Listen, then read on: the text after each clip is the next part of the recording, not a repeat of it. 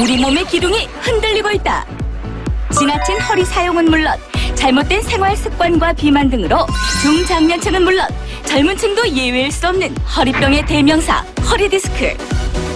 척추의 뼈와 뼈 사이에 있는 디스크가 빠져나와 척추 신경을 누르고 기침, 재채기만 해도 극심한 통증을 유발하는데요. 허리디스크 진단을 받은 후 치료는 어떻게 해야 할까요? 오늘 레몬부에서는 현대인의 만성질환 허리디스크 조원진 원장, 평생 써야 할 허리 비수술로 치료하자 이영균 원장과 함께 허리디스크에 대해서 자세히 알아봅니다.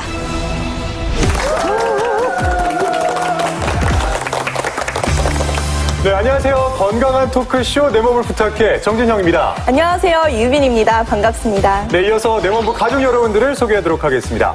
염주현 씨, 김산욱 씨, 그리고 김종석 씨 나오셨습니다. 안녕하세요. 안녕하세요.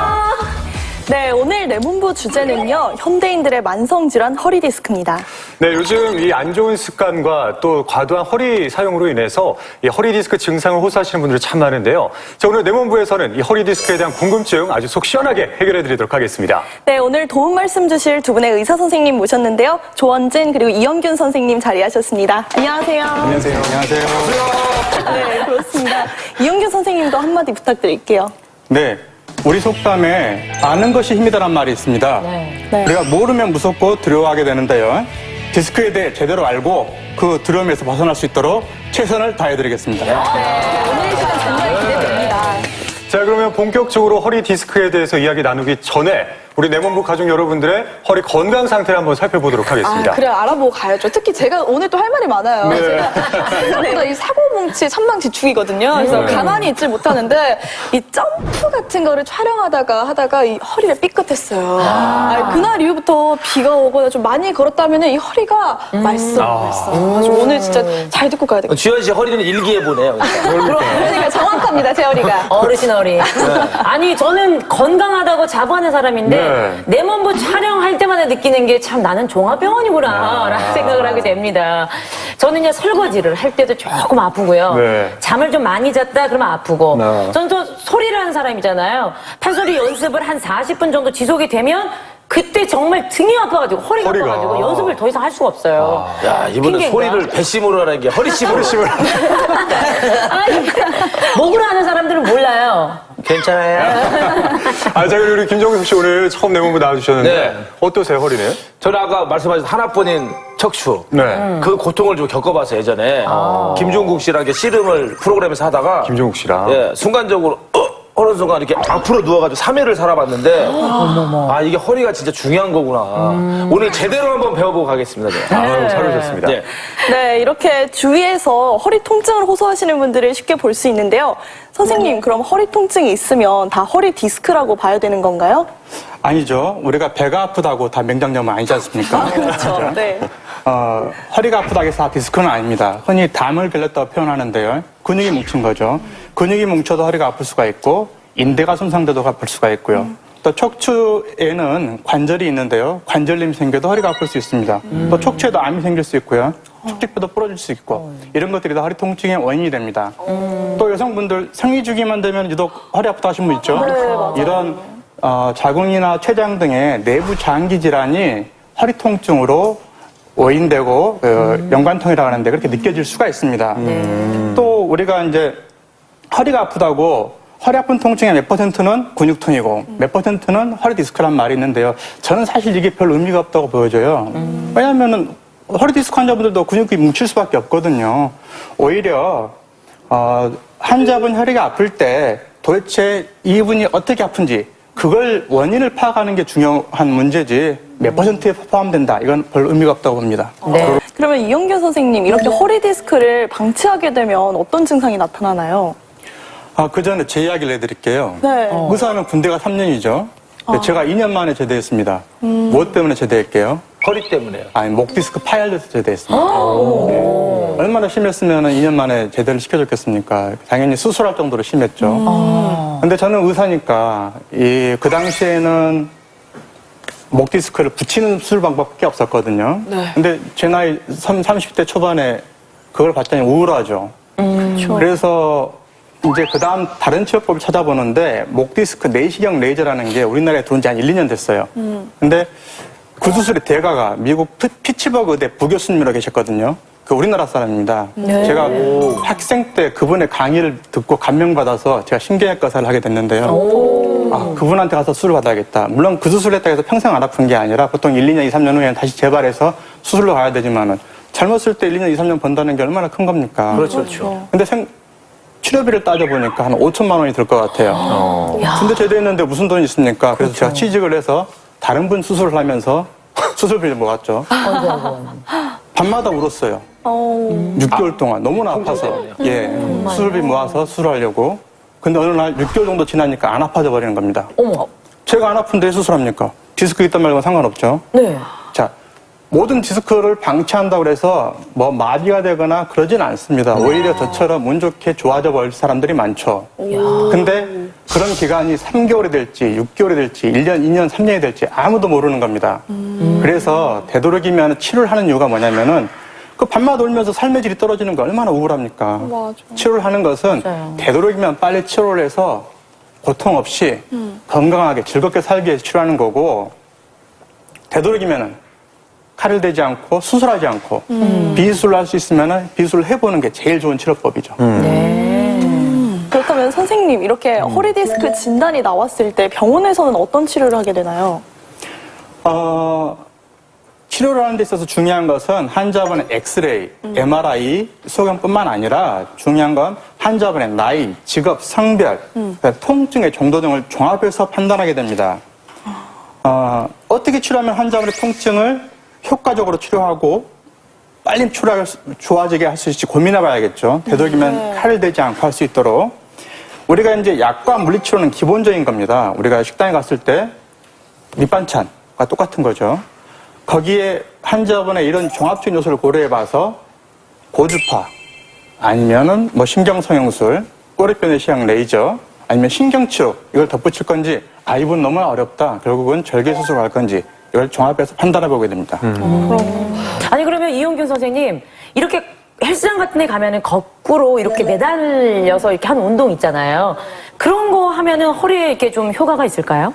네, 저희 집에도 있습니다. 네, 거꾸리를 하면은 우리 척추에 가해진 압력을 덜어줄 수 좋죠. 근데 되게 그거 사놓고 빨래대로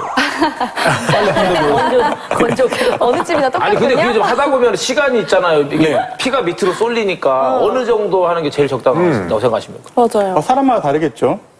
저도 잘 모르겠습니다. 그럼 하는 사람한테 그래서 물어봐야 기분 되거든요. 좋으면 많이 풀리면 하는 거고 너무 오래 하는 건 안 좋죠. 이게 제가 헬스장 같은 데 가서 보면 어르신들은 되게 오래 하고 계시더라고요. 맞아요. 너무 오래 하는 건 안 좋고요.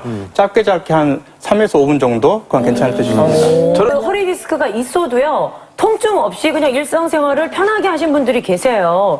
이게 일상생활에 편하게 할 정도로 통증이 나타나지 않는 이유는 뭔가요?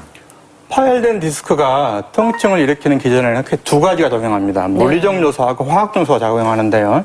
자, 물리적 요소, 화학적 요소 하니까 너무 어렵죠? 네. 자, 쉽게 설명드리겠습니다. 어떤 일이 준비도 안 됐는데 빵 터졌어요. 네. 그럼 엄청나게 힘들겠죠? 근데 이게 우리 순수한 우리말에 시나브로란 말이 있습니다. 네. 야금야금 먹어온다면은 원래 이 바닥 이런가 보다 하고 못 느낄 수도 있죠. 제가 디스크의 진행이 서서히 된다면은 우리 신경도 거기에 적응을 해버리는 거예요. 그래서 통증을 못 느낄 수 있는데 예를 들어 설명하자면요. 예전에 검진이란 말, 건강검진 안 하던 시절이 있었죠. 검진이란 말이 뭔지도 모르는 시절에 날마다 말술 마시고 오다 나 건강하던 사람이 있었어요. 근데 몸이 좀 안 좋아서 병원 갔더니 간암 관계가 말깁니다. 이런 말 듣던 시절도 있었죠. 있었죠. 자, 그분이 검진을 하러 간 그 순간 간암 관계가 걸린 게 아니라 몸이 좋다 생각했던 그 순간에도 진행돼 왔던 거죠. 디스크도 안 아플지언정 서서히 진행되어 가고 있을 수 있습니다. 이게 정기적으로 검사를 해보는 것도 하나의 방법이겠네요. 근데 뭐 안 아프시다면 관리만 잘 하시면 되죠. 근데 굳이 비싼 돈 들여서 MRI 찍을 수는 없죠. 그럼 가보고 싶네. 원장님한테 좀 질문이 있는데요. 흡연하고 디스크하고 관계가 좀 있다고 사람들이 얘기를 많이 하잖아요. 안 좋다고. 어떤 관계가 있는지가 좀 궁금합니다. 우리가 학교 다닐 때 다 배우셨을 겁니다. 담배를요?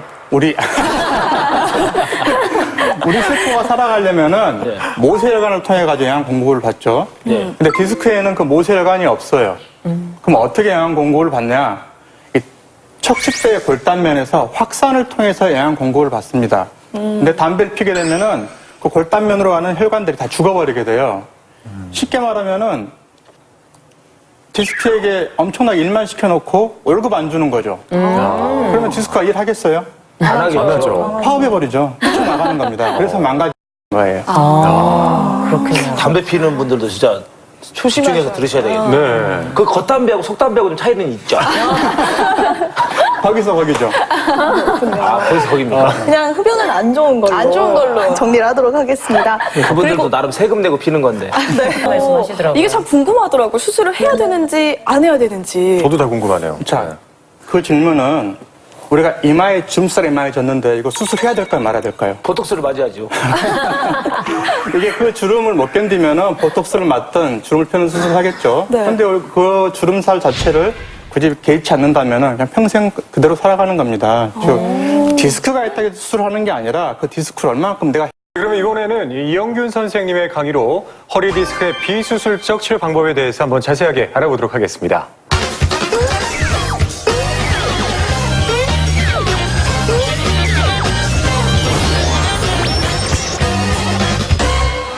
평생 써야 할 허리 비수술로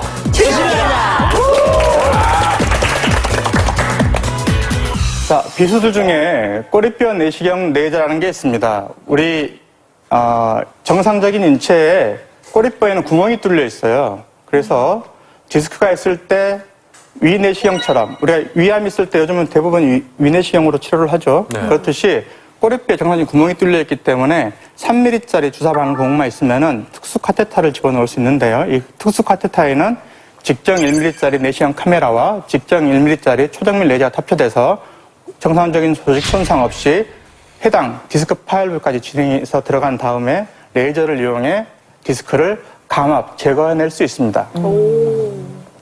자, 지금 보시는 화면이 시술 전, 후, 그 다음에 7개로 화면인데요.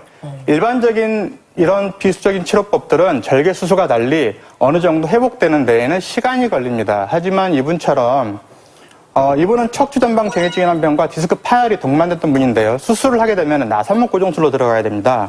하지만 파열된 디스크만 제거해줌으로써 통증이 완화되고 안 아파질 수 있거든요. 그래서 수술이 필요 없을 정도로 좋아질 수가 있는데 그렇다면은 되도록이면 좀 시간이 걸리더라도 천천히 돌아가는 게 낫겠죠. 그래서 2주 후에 MRI 사진과 7개월 후에 사진을 보면은 모두 파열된 디스크가 사라져버린 걸 볼 수 있습니다. 자, 이분 같은 경우는 저한테 오시기 3년 전에 이미 두 군데에 걸쳐서 요추 3, 4번과 4, 5번에 걸쳐서 협착증 수술을 받았던 분입니다. 근데 3년 만에 재발을 했는데 재발하면서 척추뼈가 앞으로 밀려나는 척추 전방 정위증이 생겨버린 분입니다. 자, 이분이 다시 수술하게 될 때에는 나사못을 박아야 되거든요. 근데 저번에 생긴 신경이 압박되는 주요 요인을 보니까 척추 후 관절에 생기는 그 활액낭종, 즉 우리 무릎에 관절염 생기면 물 차죠. 네. 물 찬 게 즉 척추에도 관절에 물이 차서 신경을 눌러버리게 되는 경우가 있습니다. 디스크는 아니더라도요. 근데 그 관절 낭종은 디스크로 제거가 가능하거든요. 그래서 나사못을 박지 않고 성공률이 높은 건 나사못이지만 되도록이면 나이가 49세인데 나사못 박지 않고 레이저로 해결을 하고 시술받은 2개월 만에 통증이 완전히 사라진 채로 이제 외래의 팔로업이 중단됐는데요. 이분이 4년 만에 다시 아프다고 오셨어요. 그래서 MRI를 찍게 됐는데 MRI 상에서 신경압박 다 사라져버렸죠. 그럼 이분이 왜 아팠냐? 아까 제가 우스갯소리에 물리적 요소, 화학적 요소라 설명드렸는데 단순 화학적 요소가 많이 중요한 요인으로 작용한 경우고 이런 경우에는 굳이 칼 댈 필요 없이 간단한 꼬리뼈 내시경 레이저보다 간단한 신경 소형술이라는 방법이 있는데 그것만으로도 효과를 보고 퇴원하셨던 분입니다. 자, 이분이 굉장히 디스크 파열이 심합니다. 대개 이런 디스크 파열이 심한 분들은 우리가 절개 수술밖에 방법 없습니다 말을 듣죠. 근데 아까 제가 그랬죠. 젊은 사람일수록 갑자기 아픈 사람일수록 오히려 비수술 효과가 좋습니다. 이런 분일수록 칼 대지 않고도 디스크가 상당히 이분들 같은 경우는 6개월, 1년, 2년 되면은 사실 안 아파질 수 있어요. 근데 누가 6개월, 1년, 2년 동안 집에서 누워만 있을 수는 없죠. 그래서 제가 좀 더 그 기간을 단축시켜 드리는 겁니다. 이런 분도 별개 수술 없이 한 꼬리뼈 내시경 레이저를 받고 입원해 계시는 동안에 2, 3일 만에 통증이 많이 사라졌어요. 이렇게 해서 퇴원하셨던 분인데요. 시술 과정을 보면은 이렇게 실시간 컴퓨터 엑스레이 화면을 보면서 카테터의 위치를 카테터의 위치를 정확한 디스크 위치에 위치시키고 내시경 카메라로 실제 디스크를 들여다보면서 레이저로 디스크를 제거 감압시켜버리면 되죠. 자, 이게 이제 3차원적인 화면으로 의사가 이걸 생각할 수 있어야 됩니다. 그래서 그 생각하는 거에 따라 가지고 얼마만큼 시술을 쉽게 하느냐 어렵게 하느냐 굉장히 어려운 꼬리뼈 내시경 레이저가 사실 어려운 시술인데요. 네. 그래서 3차원적인 이 이미지네이션을 의사가 할 수 있어야 됩니다. 자, 이분이 79세로 연세가 많으십니다. 이분이 예전에 요추 4, 5번에 이미 나사못을 박으셨어요. 근데 다시 아프셔서 오셨는데 요추 1, 2번에 다시 또 나사못을 고정해야 될 만한 병이 생겨버린 거죠. 근데 연세도 많고 전신마취 걸어야 되고 수혈도 해야 되는데 수술 자체가 위험할 수 있죠. 네. 자, 이런 것을 의사가 생각해 보면 됩니다. 굳이 꼭 수술을 해야 되느냐 아니면 다른 방법으로 택하겠느냐. 우리가 이게 아니다면 다른 차선책을 택해봐야죠. 자, 이것을 다시 3차원적으로 생각해 보면은 척추 바깥쪽의 디스크 요소, 안쪽의 디스크 요소를 생각해 보고 바깥쪽은 사실 저 여추 1, 2번까지는 꼬리뼈 내시경 레이저가 도달할 수가 없어요. 그럼 다른 방법을 택해봐야 되는데 바깥쪽의 요소는 다음을 보시면 고주파 수액 성형수라는 게 있습니다. 네. 고주파로 지져버리고 주사관을 통해 가지고 안쪽은 신경 성형수로 들어가서 해결을 하게 되면은 수술한 후 6개월이 지나서 이 디스크가 모두 다 사라져버린 걸 볼 수 있습니다. 그래서 단기적인 성공률은 절개 수술을 따라갈 수는 없는데 우리가 좀만 더 돌아간다면 굳이 수술하지 않고 이 고통에서 벗어날 수 있다는 거죠. 이상 꼬리뼈 내시경 레이저에 대해서 알아봤습니다. 현대인들에게 흔히 발병하는 질환 허리 디스크. 최근 비수술적 치료에 대한 관심이 높은데요. 꼬리뼈 내시경 레이저, 신경 성형술 등 비수술적 치료 시 조직의 손상을 최소화할 수 있어 환자들의 만족도가 높습니다. 하지만 치료에 앞서 가장 중요한 것은 전문의와 꼼꼼한 상담을 통해 나에게 꼭 맞는 치료법을 찾아야 한다는 사실 잊지 마세요. 네, 허리 디스크의 치료 방법 중 하나인 비수술적 치료 방법에 대해서 알아봤습니다. 저 이용준 선생님한테 좀 궁금한 게 있는데요. 네. 그 허리 디스크 치료 방법 중에 풍선 확장술이라고 제가 들어본 적이 있었거든요. 저도 들어봤어요. 근데 오늘 설명에는 그 내용이 없더라고요. 그게 좀 효과가 있나요? 치료에?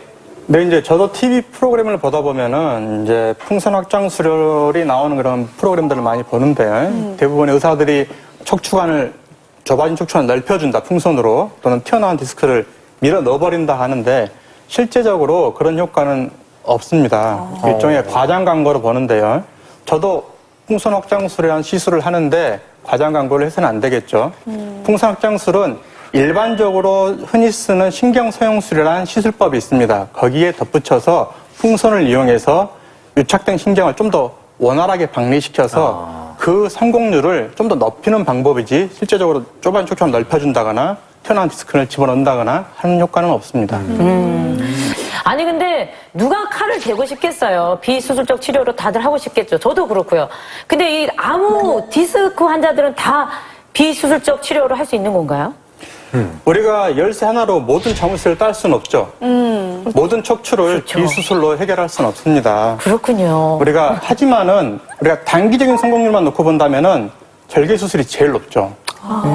하지만 우리 손톱은요, 자르면 자라나오죠. 근데 디스크는 자르면은 그걸로 끝입니다. 재생이 안 됩니다. 그렇기 때문에 되도록이면은 정상적인 디스크 조직을 살려보자는 측면에서 절개하지 않고 비수술적 치료를 먼저 해보자는 측면에 있고요. 네. 하지만 어떤 분들은 오히려 수술이 꼭 필요한데도 불구하고 비수술만 고집하는 분들이 있어요.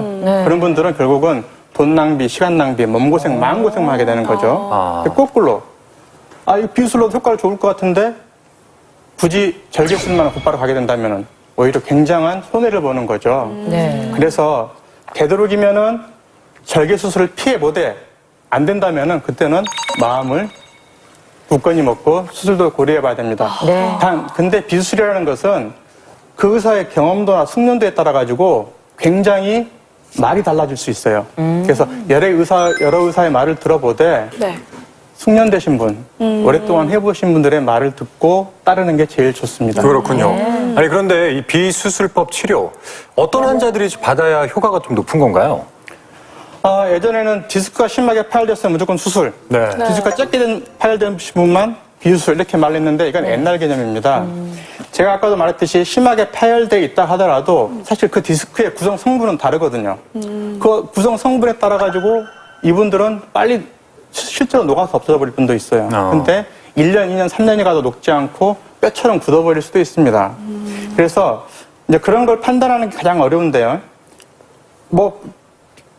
쉽게 말한다면 앞서 언급했듯이 서서히 통증이 진행된 게 아니라 갑자기 아파하신 분들, 그리고 오랫동안 아파온 분보다 아픈 지 얼마 안 된 분들, 또 나이가 젊은 분들, 이런 분들은 예전에는 이분 수술해야 될 것 같았는데 했던 분들도 상당히 수술하지 않고도 비일적인 치료로 좋은 효과를 볼 수 있습니다. 건강하게 관리하고 허리 디스크를 예방하려면 어떤 생활 습관을 길러야 하나요?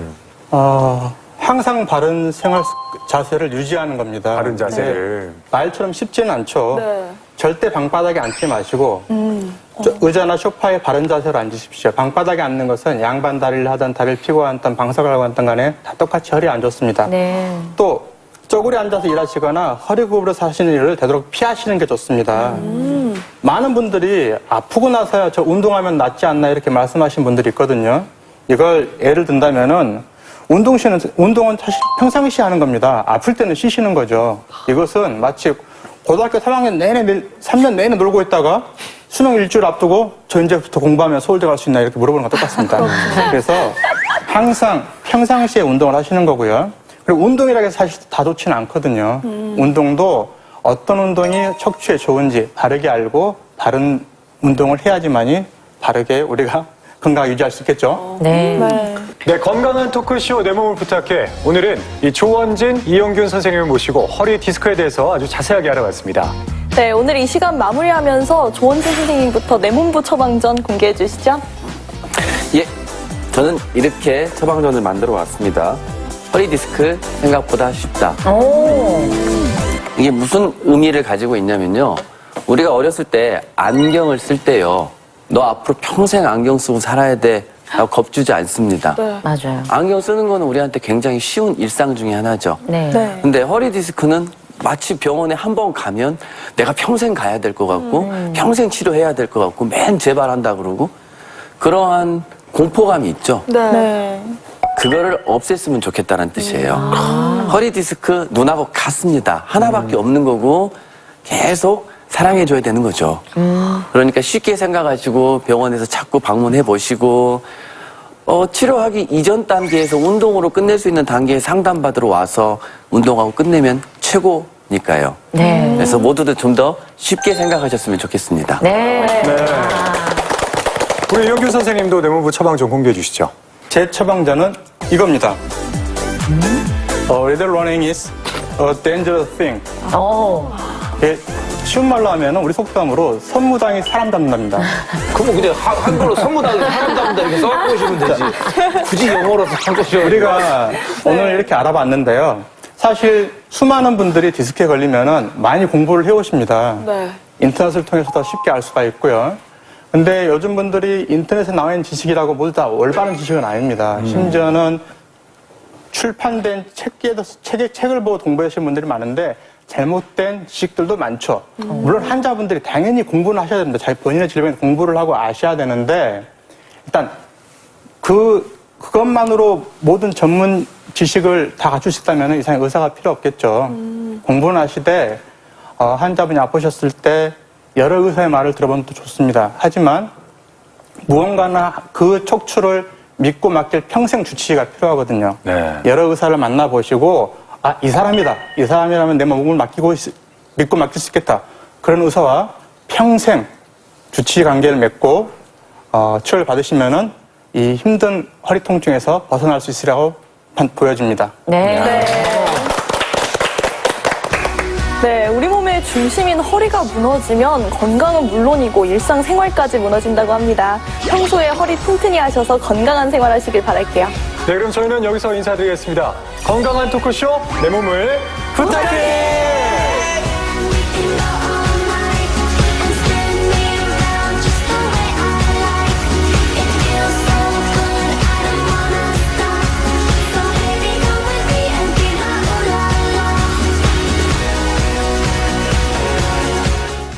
정말 너무나 힘들고 삶의 질이 떨어진다면 그것은 수술이든 비수술이든 하는 게 낫겠죠. 근데 그다지 아프지 않은데 수술할 필요는 없죠. 건강하게 바른 자세 유지하면서 잘 살아가면 되는 겁니다. 단 이제 수술할 정도로 심하게 아픈 경우에 되도록이면 수술하기 전에 칼대지 않고 비수술로 어떻게 나올 수 있는지 한번 시도를 해보는 게 더 좋은 방법이겠죠. 저도 한마디 붙일게요. 네. 제가 이제 수술을 하다가 비수술로 해서 요즘은 95% 이상 비수술로 가고 있는데 그 이유 중에 하나가 뭐였냐면요. 칼을 대냐 안 대냐의 차이인데 칼을 대서 내가 디스크까지 접근을 하려면 일단 근육층 한 5cm 정도를 다 발라내야 돼요. 뼈에서. 일단 쓸모없이 발라내야 됩니다. 우선. 그 과정이 들어가야 제가 수술을 할 수가 있게 돼요. 근데 비수술 같은 경우는 그 과정이 필요 없거든요. 그러니까 예전에 사람들이 수술하고 나서 더 아파졌다, 허리가 더 지탱이 안 된다 하는 게 발라놓은 근육이 뼈에 잘 아물지 않아서 그래요. 네. 그래서 요즘은 가능한 수술하지 마라. 그래서 정해야겠으면 비수술로 해라. 비수술 같은 경우는 보통 레이저 바늘만 넣거나 뭐 제 처방전은 이겁니다. Leather running is a dangerous thing. 이게 쉬운 말로 하면 우리 속담으로 선무당이 사람 잡는답니다. 그럼 그냥 한글로 선무당에 사람 잡는다 이렇게 써보시면 되지. 굳이 영어로 한글로 우리가 오늘 이렇게 알아봤는데요. 사실 수많은 분들이 디스크에 걸리면은 많이 공부를 해오십니다. 네. 인터넷을 통해서도 쉽게 알 수가 있고요. 근데 요즘 분들이 인터넷에 나와 있는 지식이라고 모두 다 올바른 지식은 아닙니다. 심지어는 출판된 책을 보고 공부하시는 분들이 많은데 잘못된 지식들도 많죠. 물론 환자분들이 당연히 공부는 하셔야 됩니다. 자기 본인의 질병에 공부를 하고 아셔야 되는데 일단 그것만으로 모든 전문 지식을 다 갖출 수 있다면 이상의 의사가 필요 없겠죠. 공부는 하시되 환자분이 아프셨을 때 여러 의사의 말을 들어보면 또 좋습니다. 하지만 무언가나 그 척추를 믿고 맡길 평생 주치의가 필요하거든요. 네. 여러 의사를 만나보시고 이 사람이다. 이 사람이라면 내 몸을 믿고 맡길 수 있겠다. 그런 의사와 평생 주치의 관계를 맺고 치료를 받으시면은 이 힘든 허리 통증에서 벗어날 수 있으라고 보여집니다. 네, 우리 몸의 중심인 허리가 무너지면 건강은 물론이고 일상생활까지 무너진다고 합니다. 평소에 허리 튼튼히 하셔서 건강한 생활하시길 바랄게요. 네, 그럼 저희는 여기서 인사드리겠습니다.